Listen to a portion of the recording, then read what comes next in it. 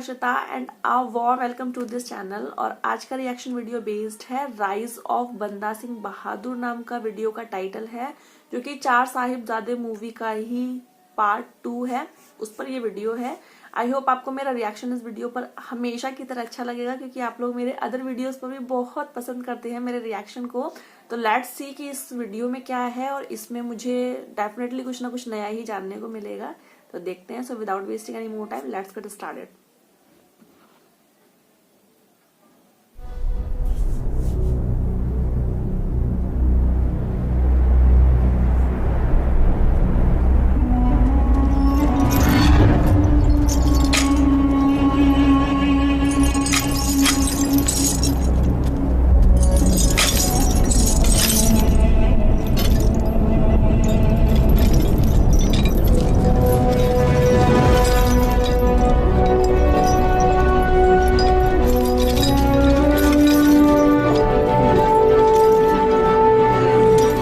6 साल से मुगल सल्तनत इस सूरमे बंदा सिंह बहादुर का कुछ न बिगाड़ सके।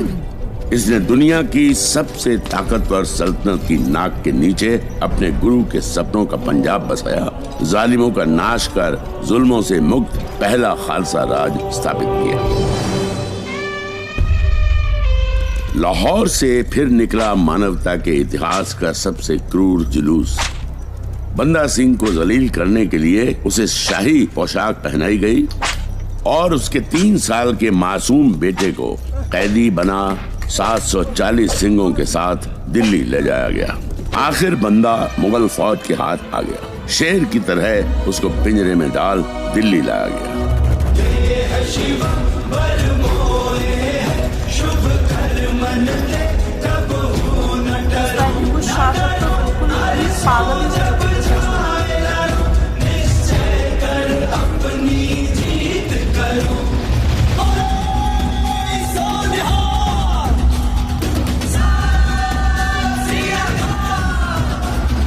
शहनशाह हिंदुस्तान, ज्यादातर सिंगों को हमने पंजाब में ही ठिकाने लगा दिया है और बचे कुचों की अकल ठिकाने लगाने यहाँ दिल्ली ले आए हैं।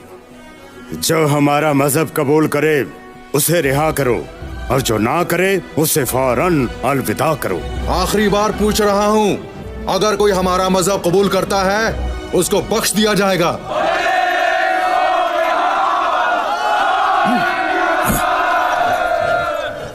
ओ सिपाहियों, लाओ एक को। उजलात पहले मैं।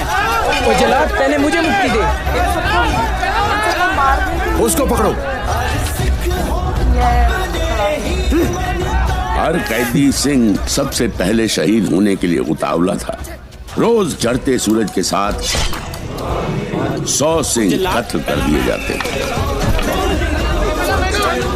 7 दिनों में 700 सिंह शहीदी पा गए।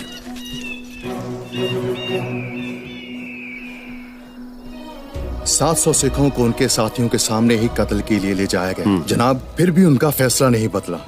हर कत्ल के बाद हमारी उम्मीदें घटती गई और उनके इरादे मजबूत होते गए। 3 महीने कैद में सड़ने के बाद भी ना तो कोई सिंह और ना ही बंदा अपना मजहब छोड़ने को तैयार है। सर कलम कर दो। सर कलम हो गया, इतने कलम होने के बाद तो किसने कलम परिवर्तन किया गया।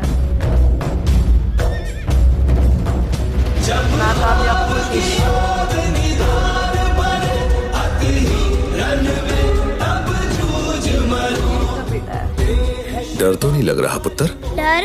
वो क्या होता है? हाँ, तुझे कैसे पता? वो तो सिंगों में होता ही नहीं। हाँ, जैसे बाबा फतेह सिंह में भी नहीं था, उनसे सीख लिया कि धर्म के लिए अटल कैसे रहना है। चल, हुक्म हुआ तो अपने बच्चे का खुद कत्ल करेगा। सिंह औरतों और बच्चों पर कभी वार नहीं करते। इस हैवानियत के तुम महारथी हो। काजी ने बंदा सिंह के बेटे को जल्लादों के हवाले कर दिया। बंदा ने उसकी लाल दस्तार को चूमा और उसके कान में कहा, वाहेगुरु जी की फतेह। बेटे के चेहरे की तरफ देखा और निर्भय होने के लिए कहा। बेटे ने भी वाहे गुरुजी की फतेह गरज कर जवाब दिया। मैं निर्भय हूँ, उसने कहा। बेटा वाहे गुरुजी की फतेह उचारते हुए जमीन पर गिर पड़ा। सत श्री अकाल। बंदा सिंह, चले गया है। तेरी शांत आंखें मुझे डरा रही हैं। भगवान, ये मेरे अंदर घुसती जा रही हैं। इन आंखों को फोड़, मैं तुझे अंधेरे में धकेल दूंगा, फिर तेरे टुकड़े टुकड़े करूंगा। रुक क्यों गए? मेरी आंखों को तो फोड़ दोगे, लाखों और जो तुम्हें तुम्हारे पापों की याद दिलाएंगी, उन्हें कैसे फोड़ोगे?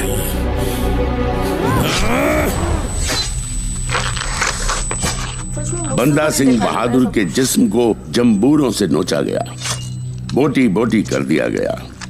मुगलों की ये दरिंदगी भी बंदा सिंह को आखिरी सांस तक उसके उस खालसा पंथ से टस से मस नहीं कर सकी। लानत है, सच में लानत है। मैं सबकी बात खालसा कर रही पंथ थी, जिसकी जिन्होंने नींव ऐसा किया, खुद वो तो सच गुरु में गोविंद लानत सिंह ने सालों पहले आनंदपुर में रखी थी। आनंदपुर जहां गुरु साहब के चारों साहबजादों के मधुर सुर फिजाओं में गूंजते और सारा वातावरण सुख, स्नेह और शांति से भर जाता था।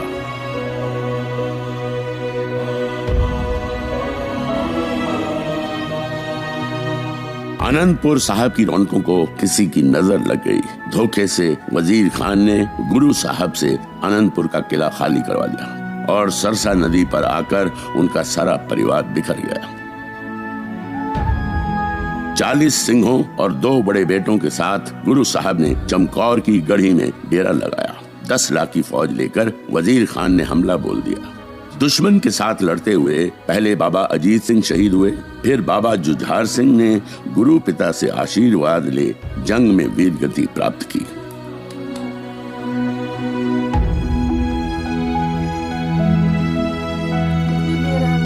गंगू के लालच ने माता गुजरी जी और छोटे साहबजादों को वजीर खान के खूनी पंजों में सौंप दिया, जिसने काजी के साथ मिलकर छोटे साहबजादों को दीवार में जिंदा चिनने का फतवा जारी करवा दिया। दीवार ने बच्चों की बहादुरी को सलाम किया और उनके कदमों में गिर पड़ी। वजीर खान के इशारे पर जल्लादों ने बच्चों के सिर कलम कर दिए। गुरु साहब ने इस तरह सरबंसवार के मानवता की खातिर अपना फर्ज निभाया।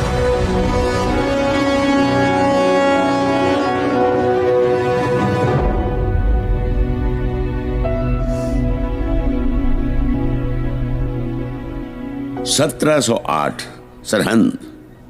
3 साल बीत गए थे। जिस जगह पर छोटे साहबजादों को दीवार में चिनकर शहीद किया गया था, उस दीवार को वजीर खान ने टूटा हुआ इसलिए छोड़ दिया था ताकि वो भयानक दृश्य लोगों को उसकी दहशत की याद दिलाता रहे। पर उसके विपरीत लोग वहां आकर साहबजादों की स्मृति को प्रणाम करते। कईयों को तो वहां वाहे गुरु की आवाजें भी सुनाई देती। और तो और कोई श्रद्धालु हर महीने उनकी शहीदी के दिन वहां जोत जला जाता। कौन जला जाता पता नहीं चलता था। आज भी इस महीने की वही तारीख है। वजीर खान की दहशत के सामने वो कौन सा सिर था जो झुकने के लिए तैयार नहीं था।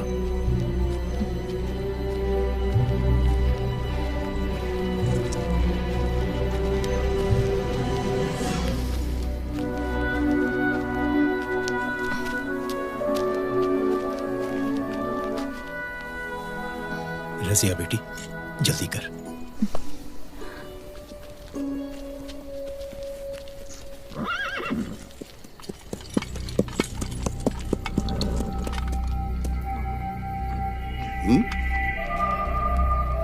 कमरुद्दीन, ये जोत किसने जलाई? पता नहीं जनाब, मैं तो नमाज पढ़ने गया था।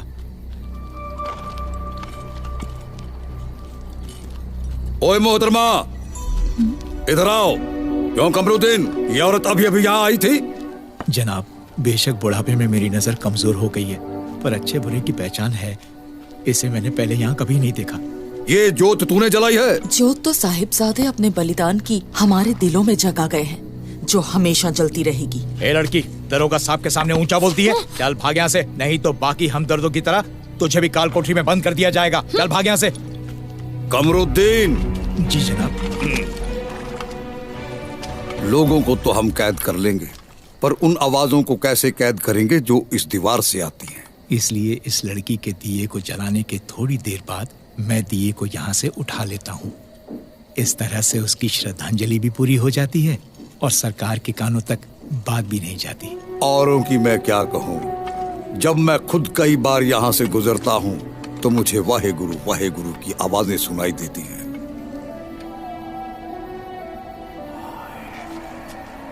सुना जनाब?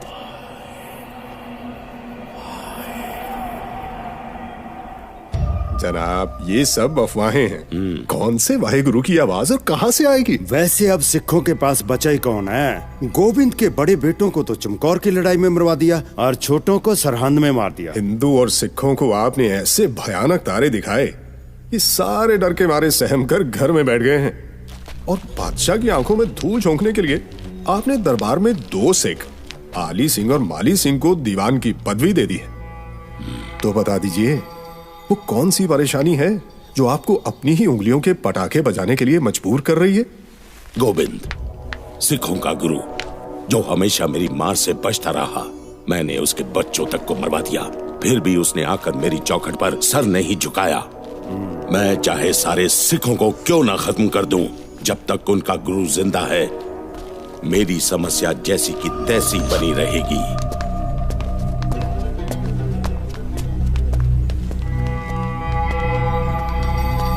खान साहब, ये दोनों आपकी समस्या का हल करके दिखाएंगे।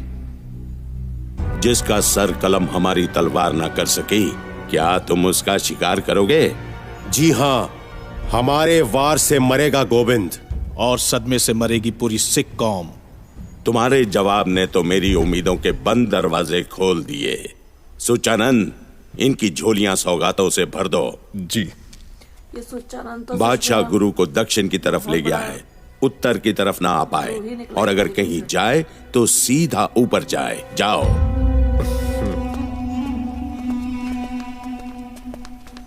गुरु की हत्या?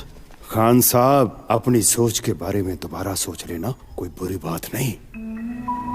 उस गुरु की मौत में ही मेरी जिंदगी है, इससे पहले कोई और मुसीबत मेरी तरफ आए। अंत पास आ रहा है ना, इसलिए ये बातें सारी याद आ रही हैं।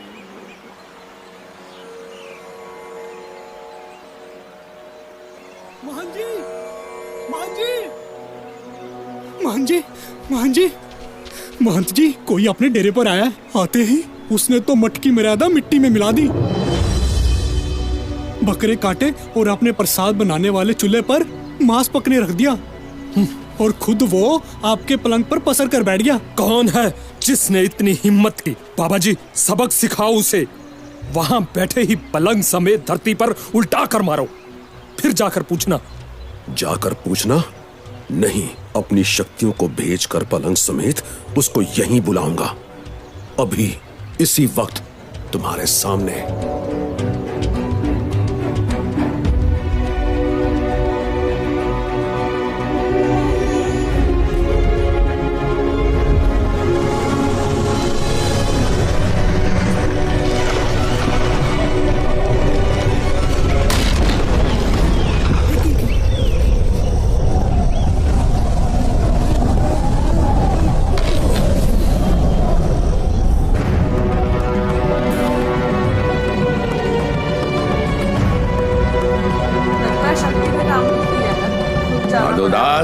अहंकार के अंधकार से निकल सच्चाई की रोशनी में आ।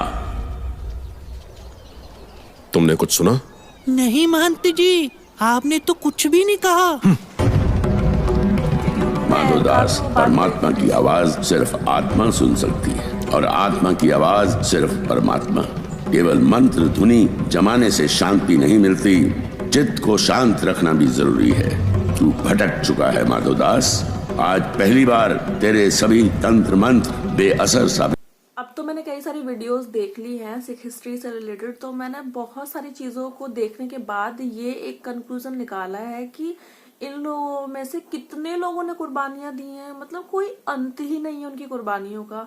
लास्ट की वीडियोस में मैंने इतनी सारी जगह पे देखा कि गुरुओं ने खुद की अपनी अपनी कुर्बानियां दी हैं, और जो गुरु गोविंद सिंह जी थे उनका तो पूरा ही सर्वंस ही उन्होंने अपना कुर्बान ही किया था, वो भी मैं देख चुकी हूँ। और इस वीडियो में भी ये इसमें कितने सारे सिखों को मारा है, उनका सर कलम किया है, बिल्कुल साफ उसमें दिखाया है। छोटा बच्चा, कितना छोटा बच्चा था वो, उन्हीं का जो थे इसमें वीडियो में बंदा सिंह बहादुर, उनका वो बच्चा छोटा सा, उसको बिल्कुल सामने ही मार दिया। जो वीडियो में थे बंदा सिंह बहादुर, वो उनके साथ में कितनी उन्होंने नाइंसाफी की कि आंखों में गरम सलाखें डाल दी हैं। जो एक निर्दयता होती है ना, निर्दयता की हर एक सीमा को पार कर दिया है इन लोगों के ऊपर, इतना उन्होंने शोषण किया है सिर्फ किस लिए कि हमारे धर्म को तुम अपना लो। वो लोग अपने धर्म को अपनाने के लिए इन पे कितना ज्यादा फोर्स डाल रहे हैं, तो भाई वो लोग भी तो अपने धर्म के लिए ही इतना अपने आप को परेशान कर रहे हैं, इतना अपनी बॉडी से सफर कर रहे हैं, उसके बाद भी वो नहीं कर रहे हैं, तो अड़ीग हैं वो लोग अपने धर्म पर। इस वीडियो में सब अपने अपने धर्म को लेकर काम कर रहे हैं, जैसे कि जो सिख हैं वो अपना धर्म बचाने के लिए धर्म परिवर्तन नहीं कर रहे हैं, ऐसी जो मुगल्स हैं वो अपने धर्म का प्रसार प्रचार करने के लिए और कौम के लोगों को अपने धर्म में मिला रहे हैं। ठीक है, वो अपने अपने धर्म के साथ में वो ठीक कर रहे हैं, लेकिन जो इसमें जो वहाँ वजीर खान को जो ब्रेन वॉश कर रहा है सुच्चानंद, उसने कितना घटिया इसमें काम किया। वो ना तो अपने ही धर्म का रहा, ना वो दूसरे के ही धर्म का रहा, उसने किसी भी चीज के साथ इंसाफ ही नहीं किया। सिर्फ एक घर के भेदी ने एक तरीके से लंका को ढाया, एक तरीके से अगर कहा जाए तो ये वाली बात उसके लिए फिट होती है। और इतनी ज्यादा बेरहमी इसमें दिखाने के बाद भी उनको अपनी बात से कोई हटा नहीं पाया, ये चीज बहुत मुझे अच्छी लगी। कभी भी अपने धर्म से हमें नहीं हटना चाहिए। और इन शॉर्ट सबसे अच्छी चीज जो थी वो यही थी कि इतना सब कुछ करने के बाद, इतना ज्यादा प्रताड़ित करने के बाद भी उन लोगों ने अपना धर्म नहीं छोड़ा है। उन्होंने वही किया जो उनके मजहब ने उनको सिखाया है। और जो जहाँ पर उनको जो छोटे साहिबजादे थे उनको जहाँ पे दीवार में चिनवाया और उसके बाद वो दीवार भी गिर गई, मतलब कितनी शक्ति थी उन लोगों में कि दीवार ही गिर गई उनको चिनवाने के बाद, लेकिन उन लोगों को फिर भी ये महसूस नहीं हुआ दीवार तक गिर गई है तो हम क्या हैं इनके सामने। उसके बाद भी उन्होंने मतलब उनका सर कलम करवा दिया वहां, लेकिन उसके बाद भी वहां सच में ही वाहेगुरु की जो आवाजें आ रही थी, वो मुगल के जो सैनिक थे उन लोगों ने भी बाकायदा वो आवाजें सुनी, तो उन्होंने भी कहा कि हाँ ये सही बात है कि सच में यहाँ से आवाजें आ रही हैं, हमें भी जाते आते, मतलब जब बात सही होती है तो भले ही कोई भी इंसान हो वो भी उसको हाँ कहता ही है। जैसे वो सैनिक थे, भले ही वो मुस्लिम सैनिक थे, लेकिन फिर भी उन्होंने उस बात को भी वहां पे कहा कि हाँ हमें भी यहाँ आवाज आती है, हम कैसे इन चीजों से पीछा छुड़ाएं। तो उन्होंने भी सही का साथ दिया, लेकिन बस वो किसी डर की वजह से वहां कुछ नहीं कह पा रहे थे। ओवरऑल बहुत अच्छा ये वीडियो लगा, बहुत चीजें और मुझे जानने को मिली, और अभी बहुत सारी और वीडियोस हैं इसी टाइप की, मैं उन पर भी रिएक्ट करूंगी और मैं भी जानूंगी, और आप लोगों की तो रिक्वेस्टेड वो वीडियो है ही। और अगर आप चाहें तो सोशल मीडिया पर मुझे फॉलो कर सकते हैं, लिंक्स मैंने डिस्क्रिप्शन बॉक्स में मेंशन आप लोगों के लिए ही किए हुए हैं, आप वहां से उनको चेकआउट कर सकते हैं। अब मिलते हैं नेक्स्ट वीडियो में, तब तक के लिए बाय बाय।